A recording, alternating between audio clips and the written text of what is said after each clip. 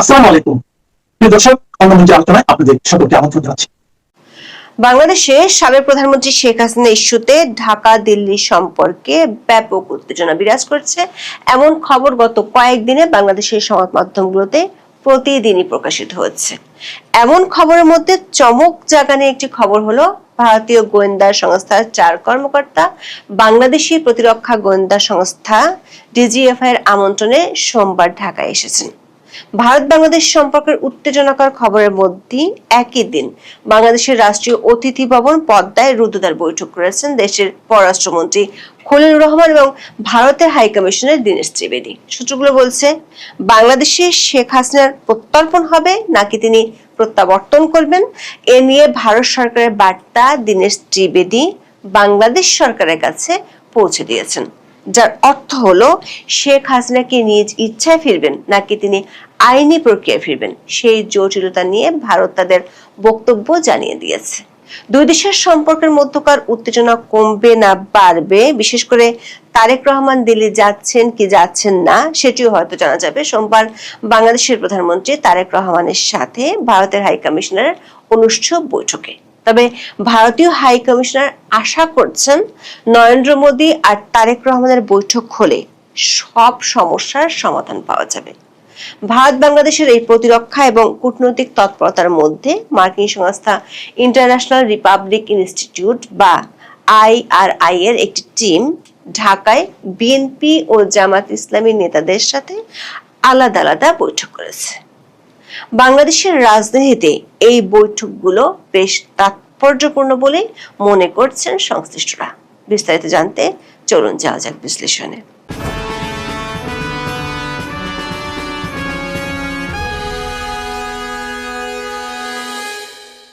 বাংলাদেশের পররাষ্ট্রমন্ত্রী খলিলুর রহমানের সঙ্গে রবিবার ঢাকায় বৈঠক করেছেন ভারতের হাইকমিশনার দীনেশ ত্রিবেদী। সোমবার প্রধানমন্ত্রী তারেক রহমানের সঙ্গে ভারতের হাইকমিশনারের প্রথম আনুষ্ঠানিক সাক্ষাৎ হতে যাচ্ছে। বাংলাদেশের সংবাদ মাধ্যমগুলোর খবরে বলা হচ্ছে, রাষ্ট্রীয় অতিথি ভবন পদ্মায় বৈঠকটি হয়েছে একেবারে রুদ্ধদ্বার। তবে বৈঠকে কি বিষয়ে আলোচনা হয়েছে সে বিষয়ে দুই পক্ষের কেউ আনুষ্ঠানিকভাবে কিছু জানায়নি। সোমবার তারেক রহমানের সাথে বৈঠকের পর আলোচনার বিষয়ে গণমাধ্যমকে আনুষ্ঠানিকভাবে ব্রিফ করা হবে বলে সংবাদ মাধ্যমগুলোকে জানানো হয়েছে। প্রধানমন্ত্রী তারেক রহমানের প্রেস উইং জানিয়েছে, সোমবার বেলা 11টায় সচিবালয়ে প্রধানমন্ত্রী তারেক রহমানের সঙ্গে ভারতীয় হাইকমিশনার বৈঠক হওয়ার কথা রয়েছে। খলিলুর রহমানের সাথে দীনেশ ত্রিবেদীর এটি দ্বিতীয় বৈঠক। মার্কিন দূত সার্জিও গোর বাংলাদেশে আসার একদিন আগে একটি বৈঠক হয়েছিল। কূটনৈতিক সূত্রগুলো বলছে, রবিবার খলিলুর রহমানের সাথে দীনেশ ত্রিবেদীর যে বৈঠকটি হয়েছে সেটি নিছকই কোনো সৌজন্য বিনিময়ের মধ্যে সীমাবদ্ধ ছিল না। গত 5ই আগস্ট দিল্লিতে একটি ভার্চুয়াল সংবাদ সম্মেলনে শেখ হাসিনা অংশ নিয়ে বক্তব্য দেন এবং সাংবাদিকদের বেশ কয়েকটি প্রশ্নের উত্তর দেন। এই অনুষ্ঠানের আগে বাংলাদেশ সরকারের পক্ষ থেকে শেখ হাসিনার বক্তব্য থামাতে ভারত সরকারের সাহায্য চেয়েছিল। যদিও ভারত সরকার বলেছে শেখ হাসিনার ওই অনুষ্ঠানে দেওয়া বক্তব্য দেশটির সরকার সমর্থন করে না, কিন্তু বাংলাদেশ সরকারের শীর্ষ মহলের ধারণা ভারত সরকার অনুমতি ছাড়া এই ধরনের অনুষ্ঠান হওয়া এবং তাতে শেখ হাসিনা বক্তব্য দিতে পারতেন না। এই ঘটনার পর বাংলাদেশের পররাষ্ট্র মন্ত্রণালয় কড়া ভাষায় প্রতিবাদ জানিয়ে একটি প্রেস বিজ্ঞপ্তিও দিয়েছিল। গণমাধ্যমগুলোর খবরে বলা হচ্ছে, এই ঘটনার পর বাংলাদেশ ভারত সম্পর্কে নতুন উত্তেজনা তৈরি হয়েছে। অবশ্য এই ঘটনার পরও দুই দেশের বাণিজ্যিক সম্পর্ক পুরোদমে চালু আছে। কূটনৈতিক সূত্রগুলো বলছে, ভারত ও বাংলাদেশের মধ্যকার সরকারি পর্যায়ের বৈঠকগুলোতে শেখ হাসিনা ইস্যুতে আলোচনা হচ্ছে। রবিবার পররাষ্ট্রমন্ত্রী খলিলুর রহমানের সাথে বৈঠকেও বিষয়টি নিয়ে আলোচনা হয়েছে এমন তথ্য জানা গেছে বাংলাদেশের পররাষ্ট্র মন্ত্রণালয়ের একটি সূত্রে। সূত্রগুলো বলছে, শেখ হাসিনার ইস্যুটি নিয়ে এখন দেশ দুটির মধ্যকার আলোচনা প্রত্যর্পণ নাকি প্রত্যাবর্তন এমন একটি বেড়াজালের মধ্যে আটকে আছে। বাংলাদেশ সরকার চায় বন্দি বিনিময় চুক্তি অনুযায়ী প্রত্যর্পণ, আর ভারত সরকার চায় শেখ হাসিনা নিজ ইচ্ছেতেই যেহেতু ফিরে যাবেন তাই সেটি হবে প্রত্যাবর্তন। ভারতের বাংলা সংবাদ মাধ্যম দা ওয়ালের খবরে দাবি করা হয়েছে, ভারতের হাই কমিশনার বাংলাদেশের পররাষ্ট্র মন্ত্রীকে জানিয়েছেন বাংলাদেশের সাবেক প্রধানমন্ত্রী শেখ হাসিনার বিষয়ে ঢাকাকে তাদের অবস্থান নিয়ে ভাবতে হবে। বাংলাদেশ সরকার একজন সাজাপ্রাপ্ত আসামি হিসেবে শেখ হাসিনার প্রত্যর্পণ দাবি করেছে, যার অর্থ ভারত সরকারকে ভারতে অবস্থানরত বাংলাদেশের সাবেক প্রধানমন্ত্রীকে গ্রেপ্তার করে তার দেশের হাতে তুলে দিতে হবে। অন্যদিকে ভারতের বক্তব্য, আওয়ামী লীগ সভানেত্রী নিজেই দেশে ফিরতে চেয়েছেন, তিনি যাতে নির্বিঘ্নে দেশে ফিরতে পারেন এবং আদালতে হাজির হয়ে ন্যায় বিচার পান সেই নিশ্চয়তা দিতে হবে ঢাকাকে। সোমবার তারেক রহমানের সঙ্গে বৈঠকেও ভারতের হাই কমিশনার নরেন্দ্র মোদী সরকারের এই অবস্থানের কথা স্পষ্ট করবেন বলে বলা হয়েছে দ্য ওয়ালের খবরে। তবে সোমবারের সাক্ষাৎকার শুধুমাত্র শেখ হাসিনা এবং আওয়ামী লীগের বিষয়ে সীমাবদ্ধ থাকবে না। রবিবার পররাষ্ট্রমন্ত্রী খলিলুর রহমানের সঙ্গে দীনেশ ত্রিবেদীর বৈঠকে আগামী মাসে তারেক রহমানের নয়াদিল্লি সফরের বিষয়েও কথা হয়েছে। আগামী 12-13 সেপ্টেম্বর দিল্লিতে অনুষ্ঠেয় ব্রিক্স শীর্ষ সম্মেলনে আউটরিচ পর্বে অংশ নেওয়ার জন্য এরই মধ্যে বাংলাদেশের প্রধানমন্ত্রী তারেক রহমানকে আমন্ত্রণ জানিয়েছেন ভারতের প্রধানমন্ত্রী নরেন্দ্র মোদী। গত 14 জুলাই ঢাকায় ভারতীয় হাই কমিশনের মাধ্যমে পররাষ্ট্র মন্ত্রণালয়ে একটি কূটনৈতিক পত্র পাঠিয়ে এই আমন্ত্রণ জানানো হয়। এই অনুষ্ঠানে তারেক রহমান যোগ দিবেন কিনা তা এখনো নিশ্চিত নয়, যদিও দৈনিক প্রথম আলোর খবরে বলা হয়েছে তারেক রহমানের যোগ না দেওয়াটা প্রায় নিশ্চিত। তবে বাংলাদেশের পররাষ্ট্র মন্ত্রণালয়ের একটি সূত্র নিশ্চিত করেছে, পররাষ্ট্রমন্ত্রী খলিলুর রহমান মন্ত্রণালয়ের সাউথ এশিয়ার ডিজিকে তারেক রহমানের এই সফরের প্রস্তুতি নিয়ে রাখার নির্দেশ দিয়েছেন। এই নির্দেশটি দেওয়া হয়েছিল 5 আগস্ট শেখ হাসিনার বক্তব্য দেওয়ার পরপরই। ওই সূত্রটি বলছে সে নির্দেশটি এখনো বলবৎ আছে। শেখ হাসিনা ইস্যু সহ বাংলাদেশ ও ভারতের মধ্যে বিদ্যমান গুরুত্বপূর্ণ ও জটিল সমস্যাগুলো যে দুই দেশের শীর্ষ নেতার বৈঠক ছাড়া সমাধান সম্ভব নয়, সেটি নিয়ে দুই পক্ষই নিশ্চিত। এই বৈঠকটি হতে পারে সেপ্টেম্বরে। ভারতীয় হাই কমিশনার দীনেশ ত্রিবেদী রবিবার ঢাকার একটি অনুষ্ঠানে সাংবাদিকদের সেই ইঙ্গিত দিয়েছেন। তিনি বলেছেন, দুই দেশের শীর্ষ নেতা মানে নরেন্দ্র মোদী আর তারেক রহমানের বৈঠক হলে অমীমাংসিত সমস্যাগুলোর সমাধান সম্ভব। এদিকে শেখ হাসিনার সংবাদ সম্মেলনকে ঘিরে দুই দেশের রাজনৈতিক মঞ্চে উত্তেজনার মধ্যে বিশেষ একটি খবর হলো বাংলাদেশের প্রতিরক্ষা গোয়েন্দা সংস্থা ডিজিএফআই এর আমন্ত্রণে ভারতের 4 নিরাপত্তা কর্মকর্তা ঢাকায় এসেছেন। ভারতীয় সংবাদ মাধ্যম নর্থ ইস্ট নিউজের খবরে বলা হয়েছে, ভারতীয় গোয়েন্দা কর্মকর্তাদের এই প্রতিনিধি দলটি রবিবার দুপুর 3টার দিকে নয়াদিল্লি থেকে এয়ার ইন্ডিয়ার একটি ফ্লাইটে হযরত শাহজালাল আন্তর্জাতিক বিমানবন্দরে পৌঁছে। ধারণা করা হচ্ছে ভারতীয় গোয়েন্দা ও নিরাপত্তা কর্মকর্তারা ঢাকায় দুই দেশের নিরাপত্তা ব্যবস্থা নিয়ে আলোচনার জন্য ঢাকায় এসেছেন। নর্থ ইস্ট নিউজের খবরে বলা হয়েছে, বাংলাদেশ ও ভারতের মধ্যে নিরাপত্তা সহযোগিতা অব্যাহত থাকার প্রেক্ষাপটে এই সফর তাৎপর্যপূর্ণ হয়ে উঠেছে। ভারতের প্রতিনিধি দলটি ঢাকার একটি অভিজাত হোটেলে উঠেছে। সফররত ভারতীয় কর্মকর্তাদের থাকার ব্যবস্থা করেছে বাংলাদেশ ডিজিএফআই। ভারতীয় প্রতিনিধি দলের সদস্যদের নিরাপত্তার স্বার্থে সংশ্লিষ্ট সূত্র নামগুলো প্রকাশ করেনি, তবে এটি নিশ্চিত হওয়া গেছে প্রতিনিধিদের নেতৃত্ব দিচ্ছেন ভারতীয় গোয়েন্দা সংস্থা রিসার্চ অ্যান্ড অ্যানালাইসিস উইং, যাকে সংক্ষেপে র বলা হয়, তার উচ্চ পদস্থ একজন কর্মকর্তা। সূত্রগুলো বলছে, ভারতীয় গোয়েন্দা কর্মকর্তারা এমন এক সময় ঢাকায় এসেছেন যখন বাংলাদেশ ও ভারত নিরাপত্তা সংক্রান্ত ইস্যুতে সম্পৃক্ততার জন্য কিছু চ্যালেঞ্জের মুখোমুখি হয়েছে। আবার বাংলাদেশের প্রধানমন্ত্রী তারেক রহমান ব্রিক্সের সম্মেলনে যোগ দিতে দিল্লি যাবেন কি যাবেন না সে অনিশ্চয়তার মধ্যে আছে দুই দেশের সংশ্লিষ্ট কর্তৃপক্ষগুলো। অবশ্য বাংলাদেশের রাজনীতি ও প্রতিরক্ষা খাতে শুধু ভারতীয়রাই বৈঠক করছে না, বরং মার্কিন প্রতিনিধিদের সাথে বাংলাদেশের রাজনীতিবিদদের বৈঠকের খবর পাওয়া গেছে। বাংলাদেশ জাতীয়তাবাদী দল বা বিএনপির সিনিয়র নেতারা 9 আগস্ট গুলশানে বিএনপি চেয়ারম্যানের কার্যালয়ে ওয়াশিংটন ভিত্তিক ইন্টারন্যাশনাল রিপাবলিকান ইনস্টিটিউট বা IRI এর একটি প্রতিনিধি দলের সাথে বৈঠক করেছেন। সকাল 11টা থেকে দুপুর পর্যন্ত অনুষ্ঠিত এই ঘণ্টাব্যাপী বৈঠকে IRI এর চলমান কর্মসূচি এবং বাংলাদেশের গণতান্ত্রিক অগ্রগতিকে সুসংহত ও টেকসই করার লক্ষ্যে ভবিষ্যৎ পরিকল্পনার উপর আলোকপাত করা হয়েছে। বৈঠকে IRI এর senior director, centre for insights and survey রিসার্চের একজন প্রতিনিধি, একজন কারিগরি উপদেষ্টা এবং এর আবাসিক প্রোগ্রাম ডিরেক্টর সহ সিনিয়র প্রতিনিধিরা উপস্থিত ছিলেন। বিএনপির পক্ষ থেকে মন্ত্রী ও প্রতিমন্ত্রী পদমর্যাদার উপদেষ্টা, সংসদীয় স্থায়ী কমিটির একজন চেয়ারপারসন এবং একজন সংরক্ষিত আসনের সংসদ সদস্য সহ রাজনৈতিক প্রতিনিধিরা অংশ নেন। পরে বিকেল 3:30 থেকে বিকেল 4:30 পর্যন্ত রাজধানীর মগবাজারে জামায়াত ইসলামের কেন্দ্রীয় কার্যালয়ে দলের কেন্দ্রীয় নির্বাহী কাউন্সিলের একজন সদস্য এবং IRI এর একটি প্রতিনিধি দলের মধ্যে পৃথক বৈঠক অনুষ্ঠিত হয়। বৈঠকে ইঙ্গিত দেওয়া হয় ওয়াশিংটন ভিত্তিক ইনস্টিটিউট, গণতান্ত্রিক প্রতিষ্ঠান, রাজনৈতিক অংশগ্রহণ এবং দেশের গণতান্ত্রিক উন্নয়ন সম্পর্কিত বৃহত্তর কর্মসূচির অংশ হিসেবে বাংলাদেশের একাধিক রাজনৈতিক স্টেকহোল্ডারদের সাথে সম্পৃক্ত হচ্ছে। ঢাকার একাধিক সূত্র বলছে, বাংলাদেশে অন্তর্ভুক্তিমূলক রাজনীতি নিয়ে সংকট উত্তরণের জন্য ওয়াশিংটনের মধ্যস্থতায় ঢাকা ও দিল্লির পক্ষগুলোর সাথে সামনে আরো একাধিক বৈঠক হতে পারে। এখন এই পর্যন্ত। সবাই ভালো থাকুন, সুস্থ থাকুন, নিরাপদে থাকুন। দেখা হবে আগামী পর্বে। নমস্কার। ক্যালকাটা ডায়ালগস থেকে মনোজ দাসের প্রীতি ও শুভেচ্ছা।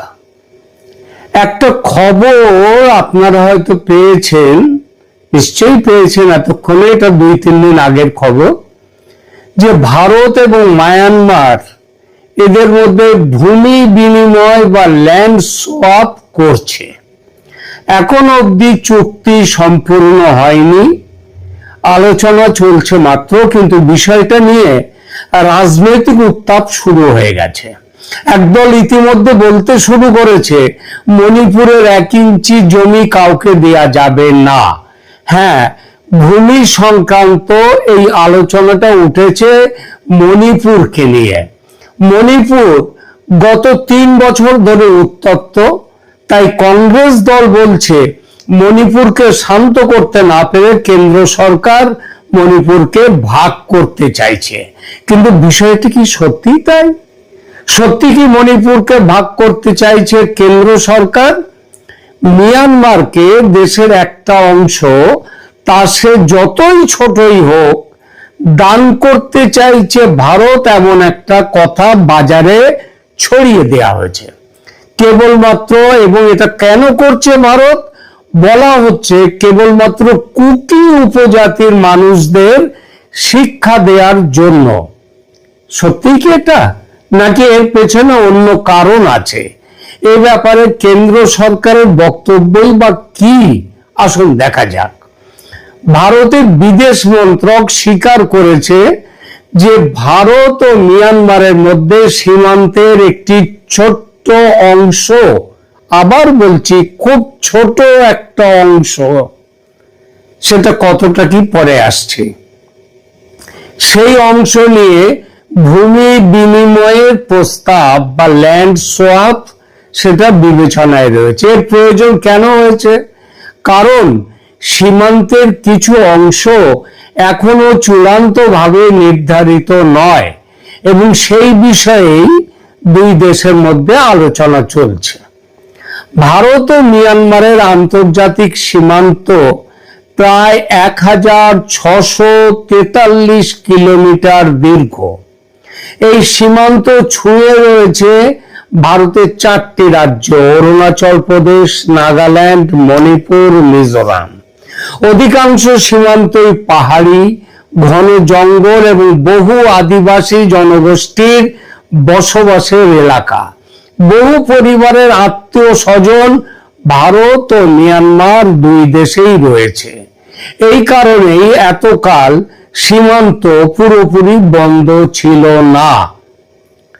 নির্দিষ্ট দূরত্ব পর্যন্ত যাওয়া আসার অধিকার দেয়া ছিল, যাকে বলা হয় ফ্রি মুভমেন্ট। সেটা ওপারের লোক, মানে মিয়ানমারের লোকও আসতে পারতো ভারতের ভেতরে বেশ কিছুটা দূর অব্দি, আবার ভারতের দিক থেকেও যারা ওখানকার মণিপুরের, তারা আবার চলে যেতে পারতেন অনেকটা দূর অব্দি, আবার ওই কিছুটা দূর অব্দি। এই জায়গাটাকে বলা হতো ফ্রি মুভমেন্ট জোন। কিন্তু গত কয়েক বছরে পরিস্থিতি বদলে গেছে। মিয়ানমারের রাজনৈতিক অস্থিরতা, বিদ্রোহ, মাদক পাচার, অস্ত্র চোরাচালান এবং জঙ্গি গোষ্ঠীর চলাচল ভারতের নিরাপত্তা সংস্থাগুলোর উদ্বেগ বাড়িয়েছে।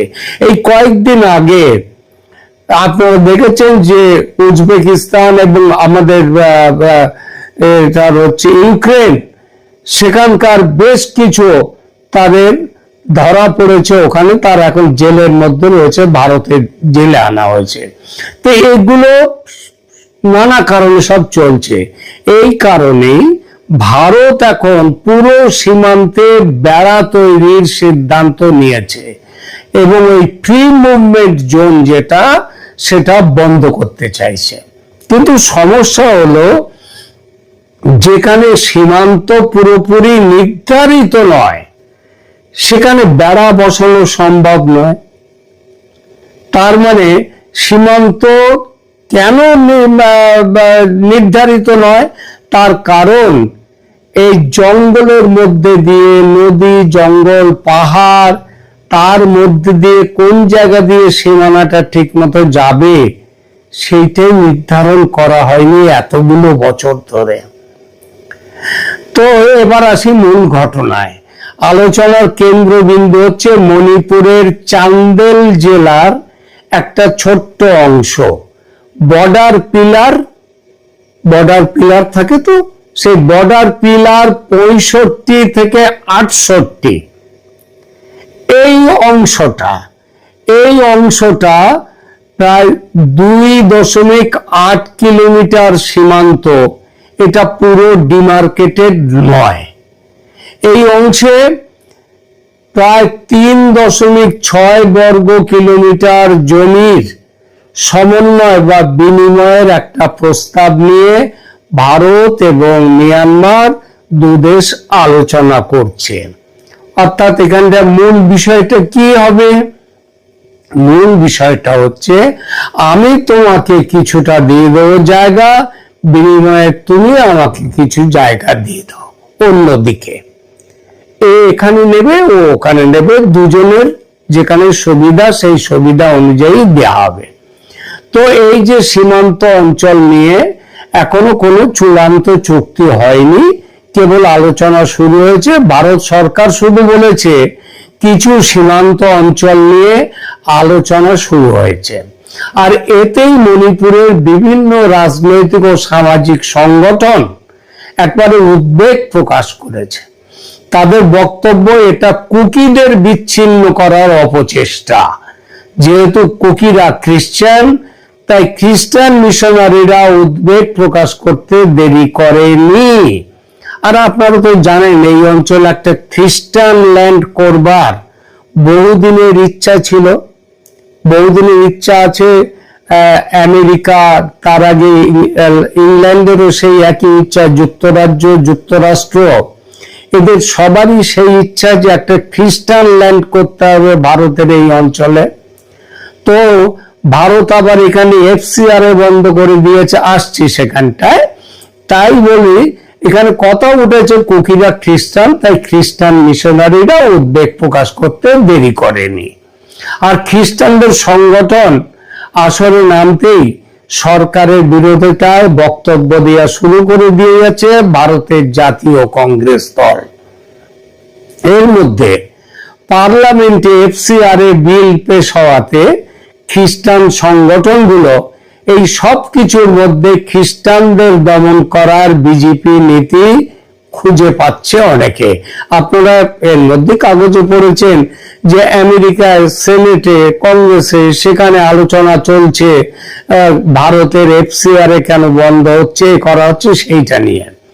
ভারত সরকার 2024 সাল থেকে ভারত মিয়ানমার সীমান্তে ফ্রি মুভমেন্ট রেজিম বা অবাধ সীমান্ত চলাচলের পুরনো ব্যবস্থা ধাপে ধাপে বাতিল করার সিদ্ধান্ত নিয়েছে। তো আগে সীমান্তবর্তী উপজাতির মানুষ বিশেষ অনুমতিতে সীমান্তের দুপাশে নির্দিষ্ট দূরত্ব পর্যন্ত যাতায়াত করতে পারতেন। এখন নিরাপত্তার স্বার্থে যাতায়াত করতে গিয়ে তারা কি করতেন? তারা নানা রকম ভাবে, এই যেমন ওই ইউক্রেনের যে যারা, তারা ধরা পড়লো কোথায়? তারা ভারতে এসছে, ভারত থেকে ওখানে গেছে, ওখানে যাওয়ার পর সেখান থেকে মিয়ানমারে গিয়ে ড্রোন সাপ্লাই করে এসছে, এত সব করেছে। তারপরে বুঝতে পারছেন কি ভয়ঙ্কর কাজ চলছে সেখানে।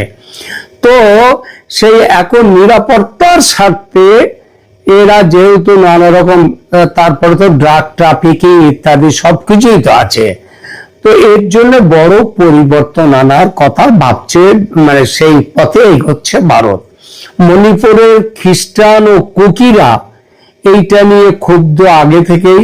তার উপর মণিপুরের জমি, এখন এই অঞ্চলের জমি মিয়ানমারকে দেওয়ার প্রস্তাবে ক্ষোভ তুঙ্গে।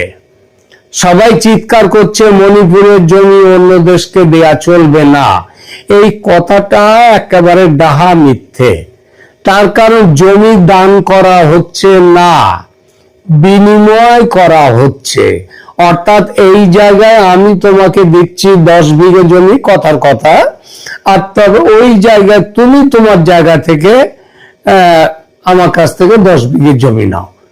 মানে আমি এখানে দিচ্ছি তোমাকে, তুমি ওখানে দাও আমাকে, এইরকমই ব্যাপার। একদিকে দেয়া হবে আর একদিকে নেওয়া হবে। অনেকটা বাংলাদেশের সঙ্গে ছিটমহল চুক্তি কার্যকর করার মতো 2015 সালে যেটা হয়েছিল। বাংলাদেশের সঙ্গে ছিটমহল চুক্তি ছিল অনেক বড় জটিল ব্যাপার, মণিপুরে তা নয়, সেই তুলনায় অনেক ছোট। সুতরাং যারা গেল রব তুলছেন তাদের উদ্দেশ্য স্বাভাবিক নয়, রাজনৈতিক। কিন্তু ভারত সরকার কেন বিষয়টা নিয়ে এত ব্যস্ত? আগেই বলেছি তার কারণটা। প্রথমত সীমান্তের বিতর্কিত অংশ চূড়ান্তভাবে নির্ধারণ করা সহজ হবে। দ্বিতীয়ত সীমান্তে বেড়া নির্মাণ দ্রুত শেষ করা যাবে। তৃতীয়ত মাদক, অস্ত্র এবং অবৈধ অনুপ্রবেশ নিয়ন্ত্রণের সুবিধা হবে, সেগুলো নিয়ন্ত্রণ করায়। চতুর্থত সীমান্ত নিরাপত্তা বাহিনীর নজরদারি আরো কার্যকর হতে পারে। অনুপ্রবেশের বিষয়ে ভারতের এখন 0 টলারেন্স। এটা শুধু বাংলাদেশের জন্য নয়, সর্বত্র। এটা শুধু অনুপ্রবেশ রুখে দেয়া নয়, সঙ্গে আছে জঙ্গিতন্ত্র রুখে দেয়া, বহিঃশক্তির আক্রমণ থেকে সতর্ক হওয়া ইত্যাদি। ভারত এখন শুধু সীমান্ত পাহারা দিচ্ছে না, ভারত পূর্ব এশিয়ার সঙ্গে যোগাযোগ বাড়াতে act east policy, India Myanmar Thailand trilateral highway, আবার বলি কারা? India Myanmar Thailand trilateral highway, 3 দেশের হাইওয়ে। এছাড়া আছে কালাদান মাল্টিমোডাল প্রকল্প, সেই উদ্যোগও ভারতের প্রচুর অর্থ বিনিয়োগ হয়েছে। এই সব প্রকল্প সফল করতে একটি স্থিতিশীল ও সুস্পষ্ট সীমান্ত ভারতের জন্য অত্যন্ত গুরুত্বপূর্ণ, আর ভারত কিন্তু সেটাই করতে চলেছে। আর অনেক সময় দেখুন মানচিত্রে যে একটা রেখা, ম্যাকমোহন লাইনের মতো একটা রেখা দেখাই যায়, বাস্তবে সেই রেখা দেখা গেছে হয়তো পাহাড়, নদী, জঙ্গল, মানুষের বস্তি তার ভেতর দিয়ে চলে গেছে। অর্থাৎ সেই মানুষের বস্তির ওখান দিয়ে গেলে, তার মাঝখান দিয়ে গেলে তার একটা অংশ পাশের দেশে, একটা অংশ এদেশে, এই তো হয়। ফলে নানা রকম অসুবিধা হয়। আজকে সবচেয়ে গুরুত্বপূর্ণ বিষয়টি হলো ভারত ও বিনিময় মিয়ানমারের মধ্যে এইরকম অনেক জায়গায় ম্যাকমোহন লাইন যে চলে গেছে, সীমান্ত লাইন, সেই লাইন অনুযায়ী ডিমার্কেশনটা করা যায়নি এতকাল, কারণ জঙ্গল, পাহাড়, নদী করা যায়নি। এখন সেইটা করে নিয়ে দেখা যাচ্ছে যেখানটাতে কোনো রকম ভাবে প্রাচীর দেওয়া সম্ভব নয়, যেখানে ঘেরা দেওয়া সম্ভব নয়, সেখানটায় বলা হচ্ছে তুমি এই জায়গাটা আমাকে দাও, এই জায়গাটা আমি রাখছি, ওই জায়গাটা আমি তোমাকে দিচ্ছি, ওই একই পরিমাণ জায়গা তুমি নিয়ে নাও। এইটাই ব্যাপার। এটা হচ্ছে পারস্পরিক সদিচ্ছা। এই আলোচনা শেষ পর্যন্ত ভূমি বিনিময় পর্যন্ত গিয়ে পৌঁছবে, নাকি অন্য কোনো সীমান্ত নির্ধারণের সূত্র বের হবে, সেটা ভবিষ্যৎ বলবে। কিন্তু এটা নিশ্চিত যে ভারতের উত্তর পূর্ব সীমান্ত আগামী কয়েক বছরে দেশের সবচেয়ে গুরুত্বপূর্ণ কৌশলগত অঞ্চলগুলোর অন্যতম হয়ে উঠতে চলেছে। আর এবার দেখা যাক, দেশের নিরাপত্তার স্বার্থে যদি খুব ছোট একটা সীমান্ত সমন্বয় করতে হয়, তার জন্য এত হইচই করতে হবে? পৃথিবীর বহু দেশ এভাবে সীমান্তে ল্যান্ড সোয়াপ করেছে, ভূমি বিনিময় করেছে। ভারত নিজেও আগে বলেছি বাংলাদেশের সঙ্গে করেছে। সুতরাং যারা সমালোচনা করছে তারা রাজনৈতিক ধান্দাবাজির দৃষ্টিকোণ থেকে করছে। এদের বিরোধিতাকে আমল না দিয়ে সরকারের উচিত যত দ্রুত সম্ভব বিষয়টিকে চূড়ান্ত করা। এরপর আর একটা বিষয় নিয়ে দুটো কথা বলতেই হয়, সেটা হচ্ছে মিয়ানমার ভারতের এই মণিপুর বর্ডারে, মণিপুরের এক সীমান্তে, সেখানে যদি এই ধরনের চুক্তি হয়, এর প্রভাব কি বাংলাদেশের উপরে পড়তে পারে? বাংলাদেশের উপরে? বাংলাদেশ তো কাছে পিঠে নেই, তাহলে বাংলাদেশের উপরে কি পড়তে পারবে? আবার সেইটা দেখি এবার আদৌ কিছু পড়বে কিনা। দেখুন, উত্তর পূর্ব ভারতের সীমান্ত আরো শক্ত হবে। মিয়ানমারের সঙ্গে অমীমাংসিত সীমান্ত নির্ধারণ করে ভারত যদি ফেন্সিং কমপ্লিট করতে পারে, তাহলে মিয়ানমার, মণিপুর, মিজোরাম অঞ্চলে জঙ্গিদের ঘোরাফেরা, জঙ্গিদের অস্ত্র দেয়া, মাদক পাচার এবং অনিয়ন্ত্রিত মানুষের চলাচল, অনুপ্রবেশ ইত্যাদি কঠিন হবে। এর spill over effect Bangladesh, Mizoram, Tripura সীমান্তের নিরাপত্তা ব্যবস্থাতেও পড়তে পারে। দ্বিতীয়ত, চীন, মায়ানমার, বাংলাদেশ ভূ রাজনীতিতে ভারতের অবস্থান অনেকটাই শক্ত হয়ে উঠবে। মিয়ানমারের সঙ্গে সীমান্ত সমস্যা মিটিয়ে দিল্লি যদি সম্পর্ক স্থিতিশীল করতে পারে, তাহলে ভারতের অ্যাক্ট ইস্ট কানেক্টিভিটি, বিশেষত মিজোরাম, মিয়ানমার হয়ে দক্ষিণ পূর্ব এশিয়ায় পৌঁছানোর পরিকল্পনা সুবিধা পাবে। এতে বাংলাদেশের ওপর ভারতের যে নির্ভরতা, সেই নির্ভরতা কমে যাবে। যদিও বাংলাদেশ এখনো ভারতের উত্তর পূর্বাঞ্চলের জন্য অত্যন্ত সুবিধাজনক যোগাযোগের পথ, কিন্তু এটাই তখন একমাত্র পথ হয়ে থাকবে না। আর কালাদান প্রকল্পটা, মাল্টিমোডাল যে কালাদান প্রজেক্ট, সেটা ঠিক হয়ে গেলে, চালু হয়ে গেলে তার কিছুই কোনো বাংলাদেশের গুরুত্বই চলে যাবে। বাংলাদেশের জন্য একটা কূটনৈতিক প্রেসিডেন্টও তৈরি হবে। ভারত যদি মিয়ানমারের সঙ্গে কয়েক দশকের আনরিজলভড বাউন্ডারিকে আলোচনার মাধ্যমে টেরিটোরিয়াল অ্যাডজাস্টমেন্ট করে মেটাতে পারে, ঢাকাকে তখন বলতে পারে ভারত, দিল্লি যখন মিয়ানমারের সঙ্গে বসতে সীমান্ত সমস্যা মিটিয়েছে, তখন বাংলাদেশকেও মেনে নিতে হবে কোথায় কি ভারতের অসুবিধার কথা, তাদের অসুবিধার কথা, একসাথে বসে একটা মিটমাট করো। এখন ওই যে ফেন্সিং করতে দেব না বলে চিৎকার, ওই চিৎকার গুলোই অর্থহীন হয়ে যাবে।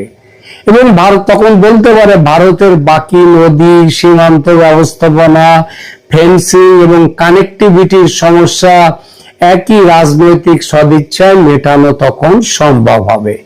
তবে একটা জিনিস, 2015 সালে যে ল্যান্ড বাউন্ডারি এগ্রিমেন্ট, সেটাতে আমরা অনেকটাই মিটে গেছে দু দেশের এই সম্পর্কটা, কিন্তু সেগুলো তো আবার মানতে চাইছে না বাংলাদেশ। এছাড়া আর একটা বড় জিনিস আছে, সেটা হচ্ছে রোহিঙ্গা প্রশ্নে একটা পরোক্ষ যোগসূত্র তৈরি হয়ে গেল। মিয়ানমারের অস্থিরতা এবং সীমান্তবর্তী আর্মড গ্রুপসের কার্যকলাপ বাংলাদেশ ও ভারত দুই দেশেরই নিরাপত্তার সঙ্গে যুক্ত। ভারত মিয়ানমার সীমান্ত আরো নিয়ন্ত্রিত হলে মানুষের চলাচলের পথ পরিবর্তিত হতে পারে, তবে এর ফলে বাংলাদেশে রোহিঙ্গা প্রবাহ বাড়তে পারে, এটা মনে করার যথেষ্ট কারণ আছে। সবচেয়ে আকর্ষণীয় ভূ রাজনৈতিক ব্যাখ্যাটা তাহলে কি? এটা বাংলাদেশের বিরুদ্ধে কোনো ল্যান্ড সোয়াপ নয়, কিন্তু ভারত তার পূর্ব সীমান্তকে ধীরে ধীরে সেটেলড অ্যান্ড ফেন্সড ফ্রন্টিয়ার, মানে কড়া ভাবে যদি তাদের ফেন্সিং হয়ে যায়, তাহলে সেটা 2015 সালে বাংলাদেশের সঙ্গে স্থল সীমান্তের জট খুলেছে। এখন মিয়ানমারের অবশিষ্ট ডিমার্কেশন সমস্যার সমাধানের চেষ্টা হলে সেই বৃহত্তর বর্ডার ম্যানেজমেন্ট স্ট্র্যাটেজির অংশ, তার এফেক্ট পড়বে বাংলাদেশের উপর। বাংলাদেশকে তখন ওই ভারতের সাথে বসছি না, বসবো না এই বলে না, তার নিজের স্বার্থেই ভারতের সাথে বসে মিটমাটের রাস্তায় আসতে হবে। এখনকার মতো এখানেই রাখছি, ধন্যবাদ।